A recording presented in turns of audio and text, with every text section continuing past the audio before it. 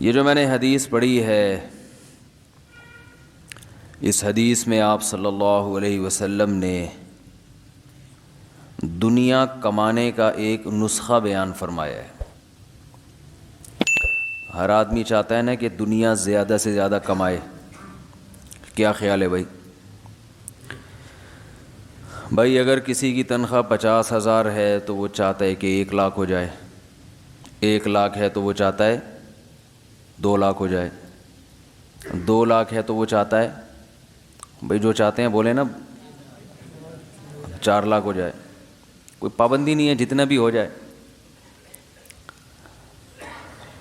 آپ کسی کمپنی میں جاب کرتے ہیں اور آپ کو بلا کے کہا جائے کہ ہم آپ کی تنخواہ بڑھانا چاہتے ہیں، کبھی ایسا ہوا کہ آپ نے کہا کوئی کیا ضرورت ہے اس کی، پہلے ہی میرے خرچے ماشاءاللہ اچھی طرح سے پورے ہو رہے ہیں، تو کوئی ضرورت نہیں ہے؟ کبھی ایسا ہوا؟ بلکہ رونا شروع کر دیں گے کہ میں تو پہلے ہی پریشان ہوں، یہ تو آپ کو پہلے بڑھا دینی چاہیے تھی۔ تو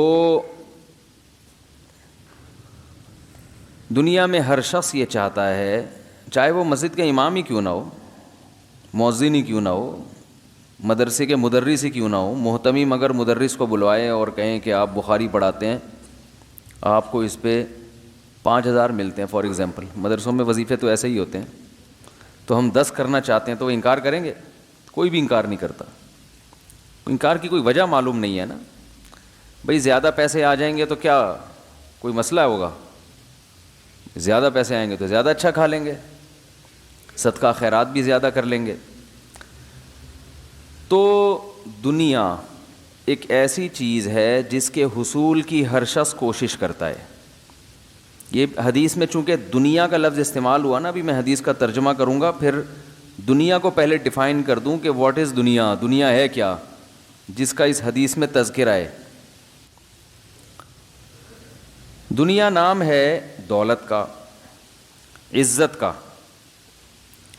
اگر کوئی ایسا طریقہ ہو جس سے آپ کی عزت پہلے سے لوگوں کی نظر میں بڑھ جائے اور اس طریقے کو استعمال کرنے میں کوئی نقصان بھی نہ ہو، کوئی ٹینشن بھی نہ ہو، تو ہر آدمی چاہے گا نا۔ کیا خیال ہے بھائی؟ تبھی لوگ اپنی مخالفت برداشت نہیں کرتے، کیونکہ اس سے عزت میں کمی آتی ہے۔ یہ نیچر ہے انسان کی۔ اگر کوئی آپ کی برائی لوگوں کے سامنے کرتا پھر رہا ہے، آپ کو بدنام کر رہا ہے، تو یہ کوئی کمال نہیں ہے کہ آپ کو تکلیف ہی نہیں ہوتی، یہ تو اس کا مطلب ہے آپ نیچر پہ نہیں ہیں۔ تبھی تو اسلام نے غیبت کو حرام کیا، کیونکہ آپ جب کسی کی غیبت کریں گے تو معاشرے میں اس کی عزت، بول دے کیوں نہیں بھائی، کم ہو جائے گی۔ تو اس کا مطلب عزت ایک ایسی چیز ہے جس کی شریعت کی نظر میں بھی ویلیو ہے، اور شریعت چاہتی ہے لوگوں کی عزت محفوظ رہے، تو قیمتی چیز ہے نا۔ یہ جو تواضع کا ہمارے ہاں بعض جگہوں پر یہ تصور پیش کیا جاتا ہے کہ تواضع اسے کہتے ہیں کہ کوئی آپ کی مخالفت کرے، آپ کو بے عزت کرے، کچھ بھی نہ ہو، آپ کا اللہ سے اتنا گہرا تعلق ہو کہ آپ کی صحت پہ کوئی اثر ہی نہیں پڑتا، تو تواضع کی یہ ڈیفینیشن نہیں ہے۔ یہ نیچرل ہے کہ کوئی آپ کی مخالفت کرے، آپ کی عزت کو کم کرنے کی کوشش کرے، تو انسان اپنی عزت پہ کمپرومائز نہیں کرتا۔ اگر کر رہا ہے تو اس کا مطلب وہ عزت دار ہے نہیں، اس کے پاس پہلے سے عزت نہیں ہے۔ وہ ایک واقعہ سناتا ہوں نا، میں ایک آدمی کسی علاقے میں گیا، واپس آیا تو لوگوں سے کہنے لگا شکر ہے میری اس علاقے میں عزت نہیں ہے۔ لوگوں نے کہا یہ کیا بات ہوئی؟ کہہ رہے ورنہ آج بے عزتی ہو جاتی، یعنی مجھ سے ایسا کام ہوا ہے کہ چونکہ پہلے سے عزت ہے ہی نہیں تو بے عزتی بھی نہیں ہوئی۔ بعض ایسے الٹے کام ہو جاتے ہیں لوگوں سے کہ جو اگر پہلے سے عزت ہو تو ان الٹے کاموں کی وجہ سے عزت ختم، لیکن اگر پہلے سے عزت نہیں ہو تو لوگ کہتے ہیں ٹھیک ہے بھائی یہ تو کر سکتا ہے یہ کام۔ ایک آدمی ہیروئن پیتا ہے، سب کو پتہ ہے کہ یہ ہیروئن چی ہے، وہ چرس پیتا ہوا پکڑا جائے تو عزت کم ہوگی اس کی؟ بلکہ عزت ہو جائے گی اور بڑھے گی کہ یار پہلے ہیروئن پیتا تھا، اب صرف چرس پہ گزارا کر رہا ہے۔ لوگ عزت کرنا شروع کر دیں گے، سلام کرنا شروع کر دیں گے، جی السلام علیکم، کیا حال ہے چرسی بھائی، خیریت سے؟ جب اس کو چرسی کہیں گے تو خوش بھی ہوگا وہ۔ کیا خیال ہے؟ لیکن کوئی عزت دار آدمی اگر ہیروئن پیتے ہوئے پکڑا جائے تو ٹھیک ٹھاک بےزتی ہو جائے گی، یار تم یہ کرتے ہو. بلکہ عزت دار تو سگریٹ پیتے ہوئے پکڑا جائے تو بےزتی ہو جاتی ہے کہ یار آپ پہ تو سگریٹ سوٹ نہیں کرتی. تو عزت کا حصول یہ بھی انسان کی نیچر ہے، اس کو تکبر نہیں کہتے. ہر انسان چاہتا ہے میری عزت ہو، بشرطے کہ وہ خود عزت دار ہو بھی. جو اپنی عزت نہیں چاہتا اس کا مطلب وہ ہے ہی گھٹیا آدمی ہے وہ. تو عزت بھی انسان چاہتا ہے، پیسہ بھی انسان چاہتا ہے. انسان کی ایک خواہش یہ بھی ہے کہ حکومت بھی ہو، میری چلے. حکومت کی ڈیفینیشن کیا ہے؟ کہ میری بات مانی جائے. یہ بھی انسان کی فطرت ہے، خواہش ہے.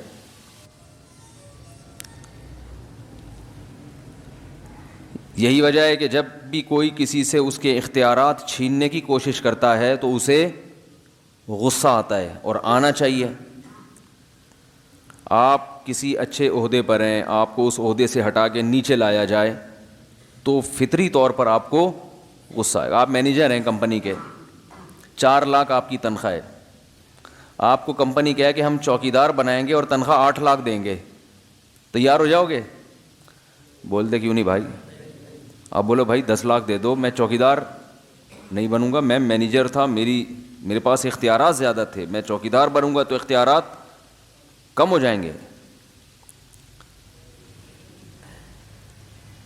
ہاں چوکیدار کو آپ کہیں کہ ہم تمہیں جمعدار بنا دیں گے، وہ اس پہ راضی نہیں ہوگا. تو یہ فطرت ہے، یہ کوئی اس کا تواضع یا تکبر سے تعلق نہیں ہے. تبھی شریعت نے حکم دیا ایک دوسرے کی عزت کا، تاکہ لوگوں کی عزتیں محفوظ رہیں. توہین کی اجازت نہیں دی، اس کو جرم قرار دیا ہے. فقہا نے دیکھو شریعت میں ہے کسی کو زانی کہہ دیا تو اس کی عزت میں کمی کر دی نا آپ نے. تو اسلام میں ہے کہ 4 گواہ پیش کرو. اگر گواہ نہیں پیش کر سکتے تو الٹا 80 کوڑے جس نے کسی کو زانی کہا ہے نا اس کو لگائے جائیں گے، اور کھلے عام. حالانکہ ممکن ہے اس نے واقعی زنا کیا ہو، امکان تو ہے نا. بھائی 4 گواہ ضروری تو نہیں ہوتے نا کہ ہر جرم پہ کوئی 4 آدمیوں کو گواہ بھی بنا رہا ہو.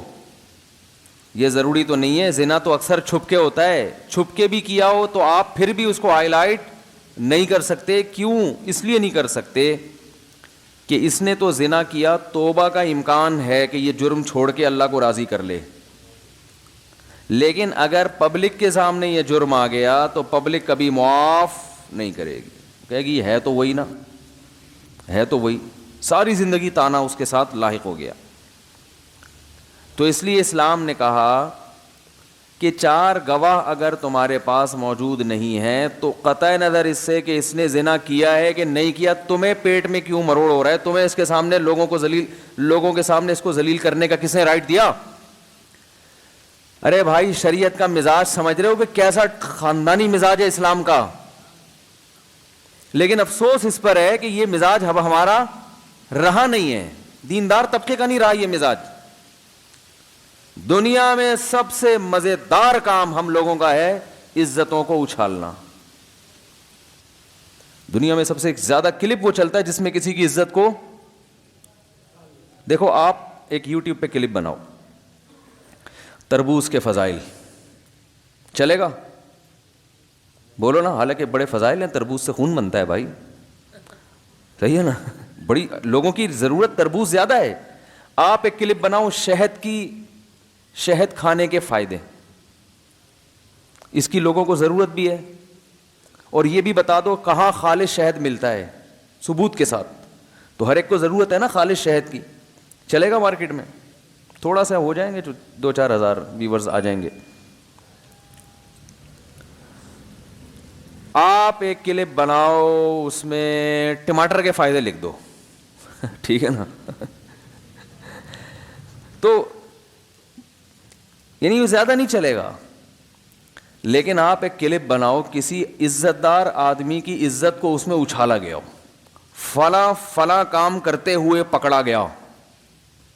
کام نہیں بتاؤ اس میں, فلاں حضرت فلاں دامت برکاتم, یا فلاں اداکار, یا فلاں کوئی سیاستدان, یا فلاں وزیر اعظم, یا فلاں کوئی سربراہ, کوئی بھی جس کی عزت ہو, کیونکہ بےزتی میں اسی کا مزہ آتا ہے جس کی پہلے سے عزت ہو نا.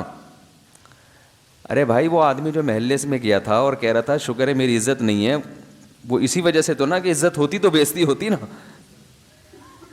کوئی مشہور آدمی جس کی عزت ہو اس کی بےزتی پہ کلپ بنا دو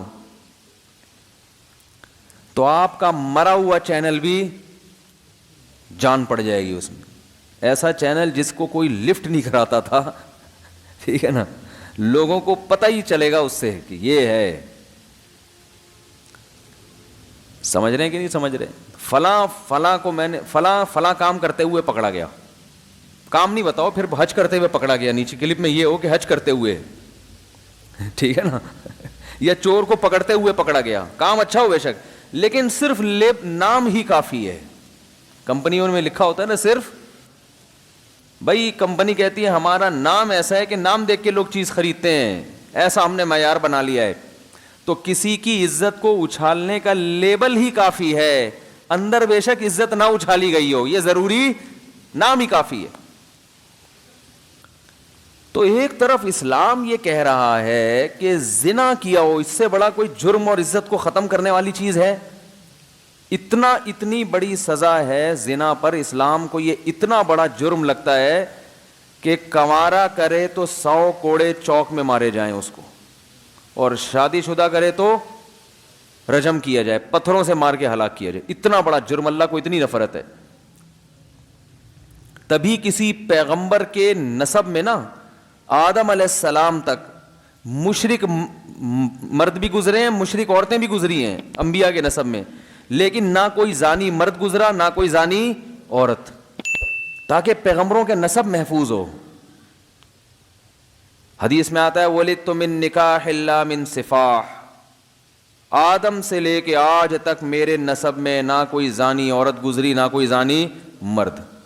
پیغمبر کی بیویاں, پیغمبر کی مائیں, نانیاں, دادیاں, آدم علیہ السلام تک, یہ نسب ان کا پاک ہوتا ہے, ان میں کوئی زنا نہیں کرتا. حالانکہ غیر مسلم گزرتے ہیں ان میں, ابراہیم علیہ السلام کی اولاد میں غیر مسلم بھی پیدا ہوئے ہیں. تو اتنا غلط, یعنی اللہ کو یہ اتنا بڑا جرم لگتا ہے کہ اس سے نسب خراب ہو جاتا ہے. تو میں یہ عرض کر رہا تھا کہ اسلام میں عزت کی حفاظت کی کتنی ویلیو ہے کہ کسی کو زنا کرتے ہوئے اپنی آنکھوں سے بھی دیکھا تو اسلام میں حکم یہ ہے کہ اس پہ پردہ ڈال دیا جائے, اس کو ہائی لائٹ کرنے کی اجازت نہیں ہے. اگر آپ نے کر دی تو اسلام کہتا ہے 4 گواہ لے کر آؤ. اگر آپ 4 گواہ نہیں لائے تو چترول الٹے آپ کے لگیں گے, حالانکہ امکان ہے کہ آپ سچ بول رہے ہوں. تو اب جرم کس بات کا ہے بھائی؟ جرم یہ ہے, ایک اشکال کا جواب دے کے پھر میں بات چلتا ہوں. ایک اشکال یہ ہوتا ہے کہ پھر 4 گواہ بھی نہ لے کے آؤ. بھئی 4 گواہ لا کے تو اور ذلیل کر دو گے نا. ارے پھر اسلام یہ کہتا ہے 4 گواہ ہوں تو بھی گواہی دینے کی ضرورت نہیں ہے, پردہ ڈال دو, یہی کہتا ہے نا. تو یہ کیوں کہا کہ 4 گواہ ہوں تو پھر مقدمہ لے جا سکتے ہو؟ یہ اس لیے کہا ہے کہ معاشرے سے جرم کو ختم بھی تو کرنا ہے نا. کیا خیال ہے بھائی؟ اس میں ایک دوسری حکمت ہے کہ اگر اس طرح سے لوگ کرنا شروع کر دیں اور گواہ بھی ہوں اور سزا نہ ملے تو یہ جرم پھیلے گا. اس لیے جرم کی روک تھام کے لیے حکم ہے کہ 4 گواہ, کیونکہ 4 گواہوں پر سزا مل سکتی ہے مجرم کو, 4 گواہوں سے کم پہ سزا نہیں مل سکتی. تو 4 گواہ ہوں تو گواہی کی اجازت ہے, مقدمہ کرنے کی اجازت ہے. اگر گواہ نہیں ہے تو اس لیے اجازت نہیں ہے کہ 3 گواہوں سے سزا ثابت نہیں ہوتی. تو اب چونکہ سزا تو مل نہیں سکتی تو اب سوائے اس کو ذلیل کرنے کے آپ کا اور کوئی ارادہ نہیں ہے. تو کسی کے جرم کو اس کو ذلیل کرنے کے لیے ہائی لائٹ کرنا, اس کی اسلام میں اجازت نہیں ہے. سمجھا پا رہا ہوں اپنی بات؟ تو یہ اجازت نہیں ہے. دیکھو مرد اگر بیوی پہ تہمت لگاتا ہے یہ زانیہ ہے, تو یہ آسان نہیں ہے اسلام میں تہمت لگانا. اپنی بیوی کو یہ کہہ دینا بدکار ہے, یہ آسان نہیں ہے. صحابی آئے, عرض کیا یا رسول اللہ میں نے بیوی کو زنا کرتے ہوئے دیکھا ہے. آپ نے فرمایا 4 گواہ لاؤ ورنہ الٹا تمہارے کوڑے لگیں گے. اب آپ اندازہ لگاؤ, انہوں نے فرمایا یا رسول اللہ میں کہاں سے لاؤں 4 گواہ؟ تو پھر حکم ہوا لعان, ایسا ہی نہیں قبول کیا جائے گا, 4 قسمیں اٹھاؤ. قرآن میں اللہ نے بیان کیا کہ لعنت اللہ علیہ ان کان من الکاذبین, اگر میں جھوٹ بول رہا ہوں تو مجھ پر اللہ کی لعنت, اور 4 دفعہ یہ قسمیں اٹھائے.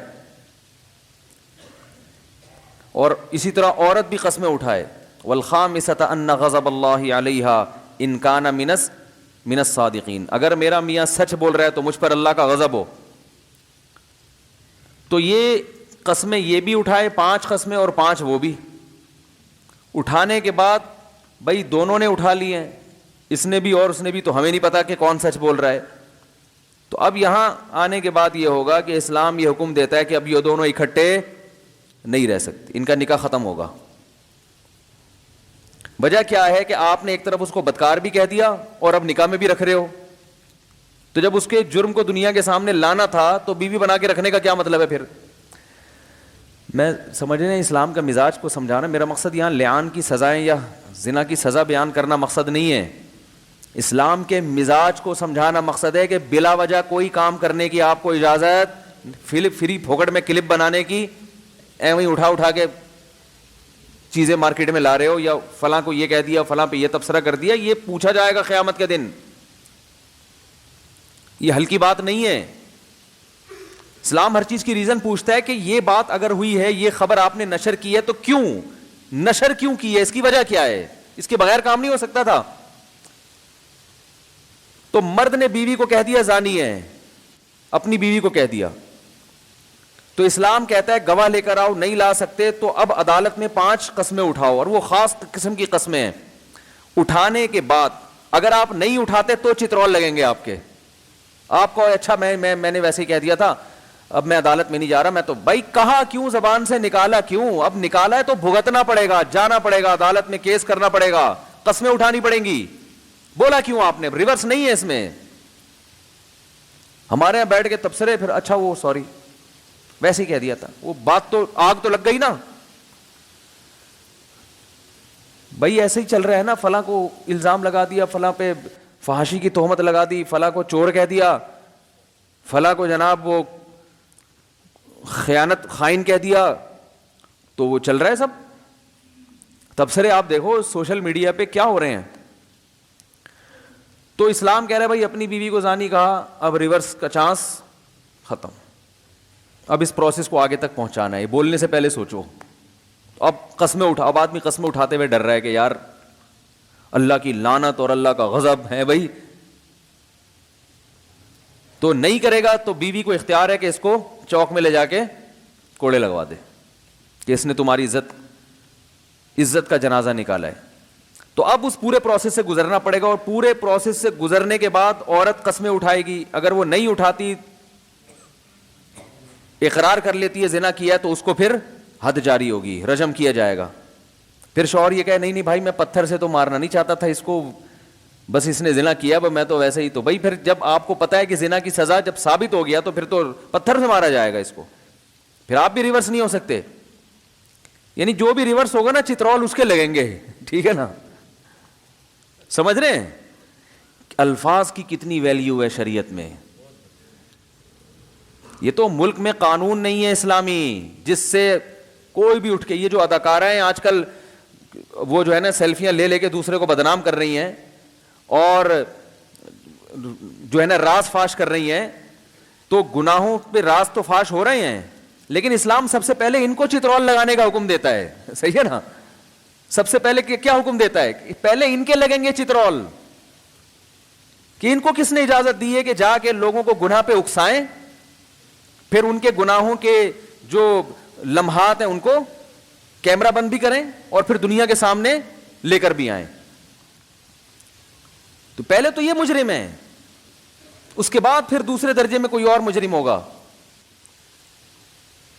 تو اسلام نے کیا کہا کہ بھئی تہمت لگی ہے تو وہ لعان ہوگا, وہ بھی قسمیں, یہ بھی قسمیں, دونوں نے اٹھا لی. اب قاضی کو تو نہیں پتہ چل رہا کون سچ ہے کون غلط ہے, تو کیس تو بری ہو گیا, لیکن شوہر کو حکم دیا جائے گا بیوی کو طلاق دو. نہیں دیتا تو عدالت خود نکاح کو ختم کرے گی. ایک صورت میں بیوی کو واپس رکھ سکتے ہو کہ اپنا الزام واپس لے لو. بات آ رہی ہے سمجھ میں, کہ بھائی میں نے جھوٹی تہمت لگائی تھی, لیکن وہ الزام واپس لوگے تو اس کا مطلب آپ نے اپنے جھوٹا ہونے کا اقرار کیا, 80 کوڑے اب آپ کے لگیں گے کہ جھوٹ بولا کیوں تھا. تو اتنا ایک آسان تھوڑی ہے کہ کچھ بھی پھینکتے رہو مارکیٹ میں, ٹھیک ہے نا, کچھ بھی بولتے رہو. چھوٹی موٹی غلطیاں تو ہر ایک سے ہوتی ہیں, ان پہ تو معذرت بھی ہے. آج کل بڑی بڑی غلطیاں ہو رہی ہیں, عزتیں اچھالی جا رہی ہیں, ذلیل کیا جا رہا ہے. تو پھر اسلام حکم دے گا بھائی ان کے درمیان علیحدگی. بچہ اگر پیدا ہو گیا اس سے تو نسب باپ سے نہیں چلے گا, اس کا نسب ماں سے چلے گا. تو اس سے صاف پتہ چلتا ہے بھائی اسلام میں عزت کی بہت ویلیو ہے. کسی کی عزت کا جنازہ نکالنے سے پہلے آپ کو 100 دفعہ سوچنا پڑے گا. اس لیے پردہ ڈالنے کا حکم, چھپاؤ. غیبت کو حرام کر دیا. کہ غیبت کسے کہتے ہیں؟ کہ جو برائی اس میں ہو اس برائی کو ہائی لائٹ کرنا.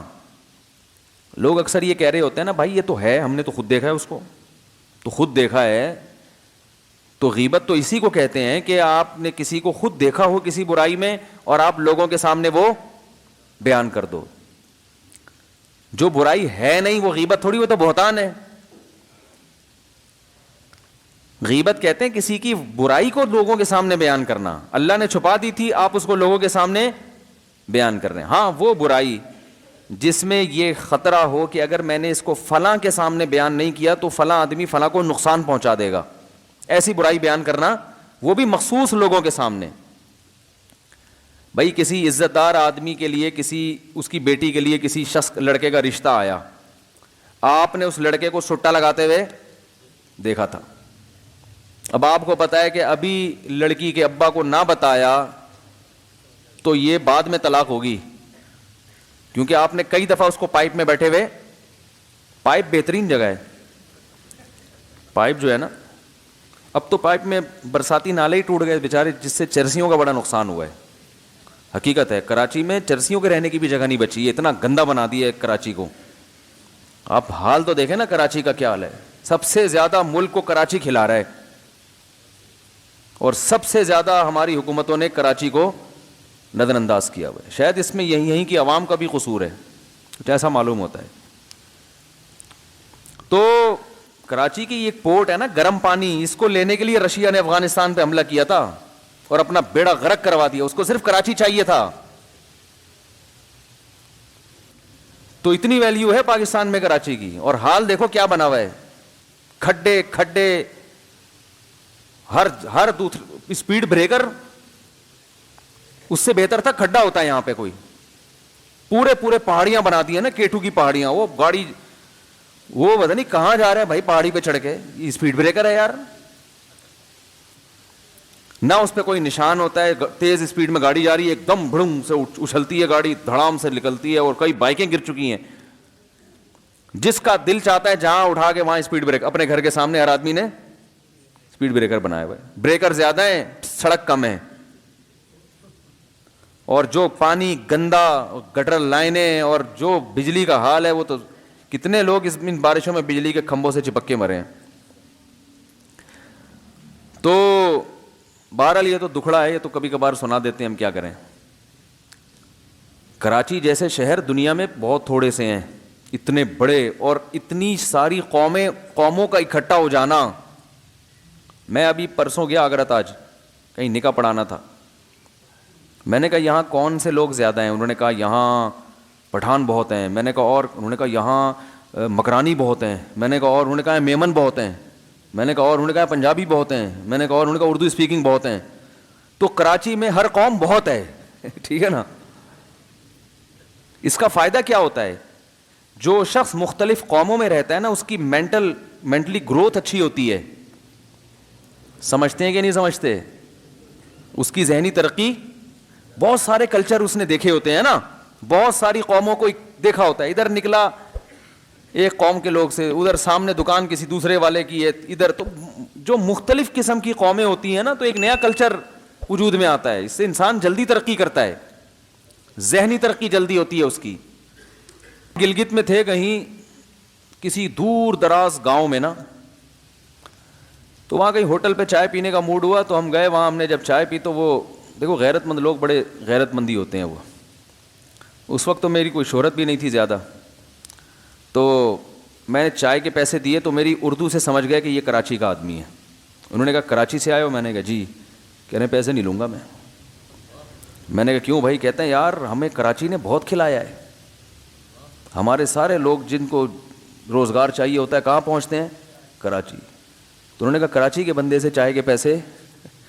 تو خیر ان کی ایک محبت کا اظہار تھا, اللہ ان کو قبول فرمایا. الگ وہ کراچی کے نہیں تھے, وہ تو وہاں کے تھے.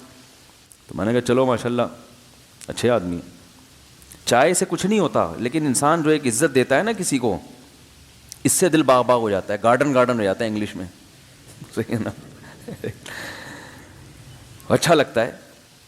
اور خاص طور پر ایک ایسی جگہ پر جہاں بالکل ایک الگ ماحول ہو, آپ کو ڈر لگ رہا ہو کوئی پتھر سے مار نہ دے. بھائی کوئی اپنا تو ہوتا نہیں نا وہاں پہ جاننے والا, بالکل اجنبیت محسوس ہوتی ہے, ڈر ہوتا ہے. پتہ نہیں ان دنوں میں وہاں کے حالات بھی بہت خراب تھے گلگت کے, تو ڈر ہوتا ہے کہ پتہ نہیں کوئی کیا کر دے, کیونکہ بہت سے لوگ لوٹتے ہیں جب پتہ چلتا ہے نا کہیں اور سے آیا ہے.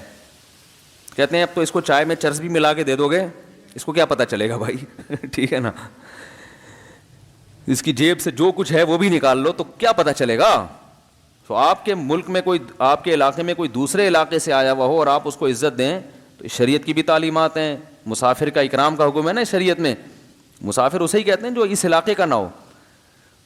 ہوتا یہ ہے کہ جب کوئی کسی دوسرے علاقے کا آتا ہے تو اس کو چونا لگانا آسان ہوتا ہے, اس کو وہاں کے ریٹ نہیں پتہ ہوتے, ٹماٹر کے ریٹ نہیں پتہ ہوتے, اس کو کسی چیز کے ریٹ نہیں پتہ ہوتے, گٹکے کے نہیں پتہ ہوتا کہ یہاں گٹکے میں کیا کیا ڈالا جاتا ہے. تو ریٹ پتہ نہیں ہوتے تو لوگ اس کو بڑا بیوقوف بناتے ہیں بڑی جلدی.